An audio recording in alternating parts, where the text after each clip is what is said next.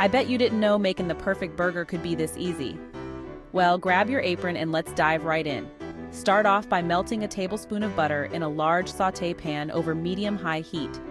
Toss in 2 cups of sliced mushrooms, a drizzle of olive oil, and a pinch of salt and pepper. Stir often and cook for about 8 minutes. Now add a teaspoon of minced garlic and 1 tablespoon of Worcestershire sauce. Stir and cook for another 2 minutes, then set aside. Next, shape 1.5 pounds of 80/20 ground beef into 4 patties. Season with a bit of salt and pepper and cook them on a grill or griddle for 3-4 minutes per side. Top each burger with a spoonful of those savory mushrooms and a slice of Swiss cheese. Cover to melt that cheesy goodness. For the sauce, mix 1/4 cup mayo, 2 tablespoons Worcestershire sauce, 1-2 tablespoons prepared horseradish, and a teaspoon of garlic powder. Add a pinch of salt and pepper and stir it all up. Time to build. Spread some sauce on the bottom bun, add shredded romaine, and a few slices of red onion.